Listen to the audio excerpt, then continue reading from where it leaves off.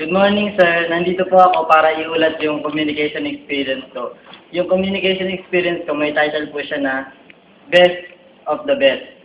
Yung Best of the Best, hahati siya sa tatlo. Cartoons, books, and songs. Yung communication experience ko, sisimulan ko siya sa book. Book. Yung top 3 ko, Pugad Baboy ni Paul Medina Jr. Kulang siya ng junior. Pero may junior yun. Gusto ko tong librong to kasi nakakatawang basahin. Tapos, ang pinakagusto kong karakter dito si Pulgas. Kasi siya yung nakakalabas lagi ng mga problema nila. Tapos, siya yung laging gumagawa ng paraan para maging masaya yung pamilya. Tapos, ang exotic ng mga nagiging ending kasi hindi mo makakalain na yung pala yung ending nun. Pero, yun yung ending na nangyayari. Tapos, ang top 2 na gusto ko, Archie. Gusto ko tong basahin kasi nakakatawa rin siya, tsaka hindi siya nakakaumay basahin. Kahit paulit-ulit mo na siya binabasa, hindi ka magsasawa. Ang pinakagusto kong, yung karakter dito, si Archie, si Jughead, si Betty, at saka si Veronica. Ang storya kasi dito, si Betty may gusto siya kay Archie. Tapos si Veronica rin may gusto siya kay Archie. Tapos ano nangyayari, nag-aaway lagi si Betty at saka si Veronica kasi lagi sila nagtatalo kung kayo ba talaga mapupunta sa Archie. Pero hindi, ang gusto naman ni Archie, si Betty. Minsan din, gusto niya rin si Veronica. Kaya, ang nangyayari, tutay na si Archie dito. Kaya ang labo minsan ng story. Tapos ang pinakaano naman dito si Jughead. Ang wala naman siyang pakialam dito kasi ang gusto niya lang dito, kumain ng kumain, kumain ng kumain, matulog, kumain, matulog, kumain, matulog. Yun lang ginagawa niya dito. Wala siyang pakialam dun sa love story ng tatlo. Kaya, yun. Basta, ang mahalaga lang sa akin, makakain. Kaya, yun. Tapos ang gusto pa ang story dito kasi, lagi silang gumagawa ng mga kabalustugan na wala namang sense. Tapos, hindi pa sila gumagawa ng mga bagay na, halimbawa, nag-aaral. Hindi sila nag-aaral na mabuti kung ano inuuna pa nila yung mga bagay na walang kabuluhan. Yung top 1 ko, yung Purpose Driven Life o yung PDL ni Rick Warren. Gusto ko tong librong to kasi matututo ka talaga kasi dito sa Purpose Driven Life, yan nga nakalagay, Purpose Driven Life. Kung ano yung purpose mo dito sa mundo, kung bakit ka ginawa ng Diyos, kung para saan yung talent mo, kung para saan yung mga bagay na meron ka, kung para saan yung paglilingkod. Lahat doon ituturo sa'yo kung paano maglingkod, kung paano tumulong. Lahat doon ituturo sa'yo kung paano maging matuwid at makalakad patuwid papunta sa Diyos.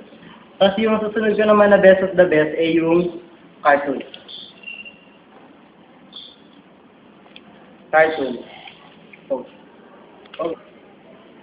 Second kong best of the best ay yung cartoon.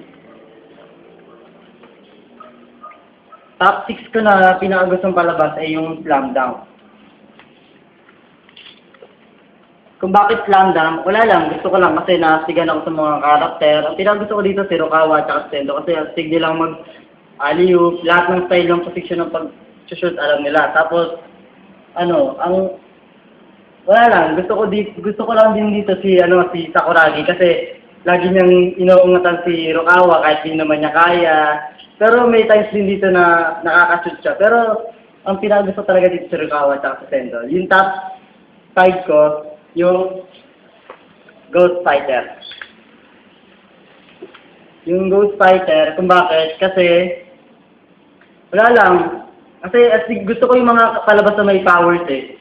Yung kasi dito ang pinaka-karakter dito si Eugene. Meron siyang kapangyarihan na ray gun. Yun ang wala na, astig. Tapos, mga kalaban nila, nakakatuwa. Tapos, ang mga karakter kasi dito, si Eugene, si Vincent, si Dennis, at saka si Alfred. Tapos, yun, kung kasan-san sila lumalaban. Pinagusto ko dito yung lumaban sila sa tournament, yung lalabanan nila si Taguro, kasi astig nun eh. Tapos, yung top 4 kong palabas sa gusto, yung Flame of Recca. Para din tong Ghost Fighter. Kaso nga lang, 5 sila. Pinagusto ko dito sa si Recca. Si Recca, tapos si Ira, si Dylan, si Max, at saka si Lorcan. Dalawa yung gusto ko dito si Recca at saka si Lorcan. Pero mas gusto ko si Lorcan. Unahin natin si Recca. Kasi astig yung mga dragon niya eh. Wali yung dragon niya nakaukit dito sa sa braso niya, dalawang braso niya. Walo yun eh. Tapos, ang gusto ko naman kay Lorcan, yung ano niya, yung weapon niya na panglaban. Kasi nagpapalit-palit niya ng ano eh, 5 eh. Una, yung nagiging gunting, tapos nagiging boomerang, tapos nagiging espada. Yun, ang astig. Tapos top 3 ko naman, yung Judy Abbott. Itong Judy Abbott na to, nakatandaan ko to, nung ano pa ako, elementary school pa ako nito eh, nanonood. Gusto ko talaga sinusubaybayan to kasi astig, ang ano rin ng storya na, kaso medyo madrama tong storya to kaysa dun sa mga nauna, dun sa Game of Reka, Ghost Spider. Kasi yung mga yun, mga morbid yun eh, mga patayan talaga, di ba? Ito naman Judy Abbott, madrama tong storya mo to. Gusto ko dito, kay Judy Abbott, ano, wala lang, cool niya, ang kwela niya sa mga kaibigan niya. Tapos, ang storya kasi talaga dito, galing siya sa ampunan. Tapos, ayun. Tapos may umampun sa kanya na lalaki, pero di niya pa ito kilala nung una. Tapos, yun, hanggang sa pinag-aral siya. Tutuwa lang sa storya kasi medyo madrama. Tapos yung pangalawa, top 2 ko, yung Sedi. May kadugto pa tayo, Sedi ang Munting Prinsipe. Sedi, bakit? Ano na dito, madrama rin to katulad ng Judy Abbott eh. Ano kasi to, kwento to ng nanay niya at saka yung siya. Yung tatay niya kasi, galing ng Inglaterra. Tapos, namatay yung tatay niya. Tapos, yung tatay niya kasi, tagapagmana. Kasi, edi namatay yung tatay ni Sedi.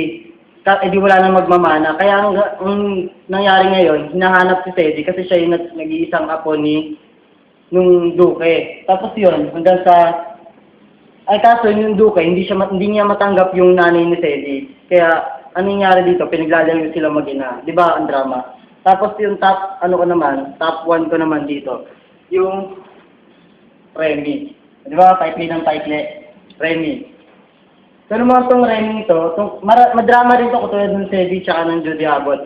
Kasi ito namang Remy, babae ito eh. Babae yung main character dyan. Tapos ang nangyari dyan, may sakit yung nanay niya talaga. Tapos kailangan niya magtrabaho. Kaso, meron siyang stepfather na sobrang sungit, super battered, nang nananakit ng asawa, tapos pati siya sinasaktan. Kaya nagdesisyon na lang siya umalis dun sa bahay nila. Tapos, ang nangyari, napunta siya dun sa circus. Tapos yun, hanggang sa naglalakbay sila nung nakasama niyang matanda. Tapos meron dun 3 aso eh. Tapos meron dun yung monkey doon na unggoy.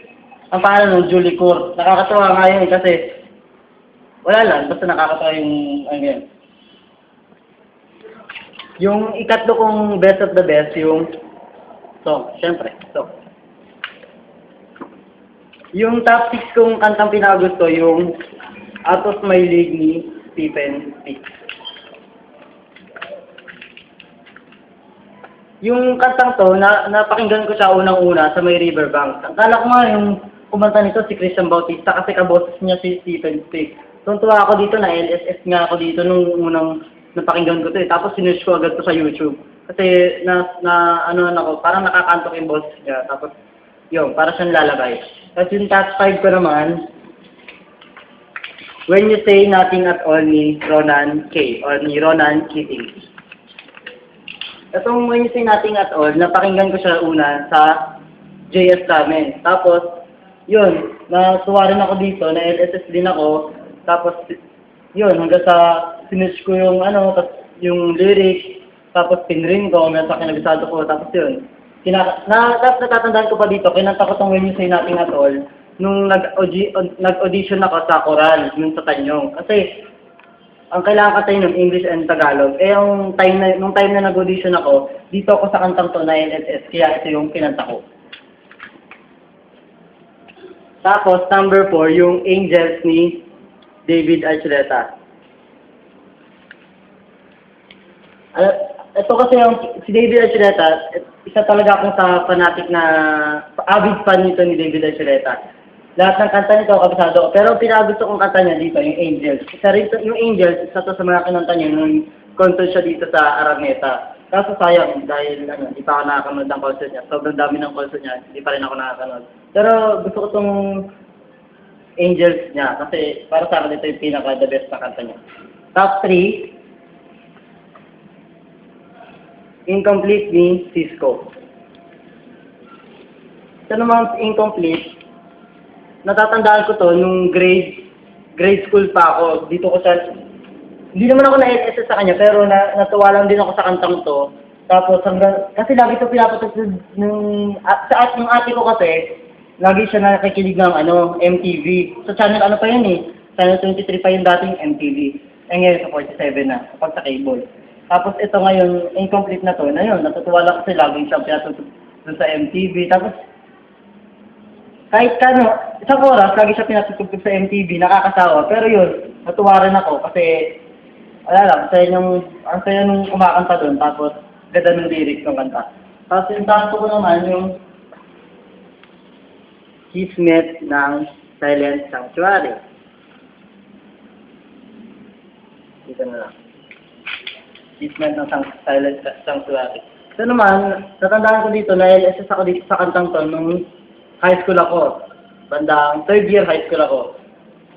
Wala lang, ang meaning kasi itong Kismet, ay Destiny, o yun nga, Destiny or Fate.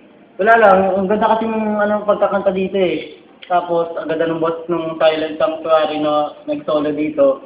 Tapos, yun. Yung top 1 ko naman, yung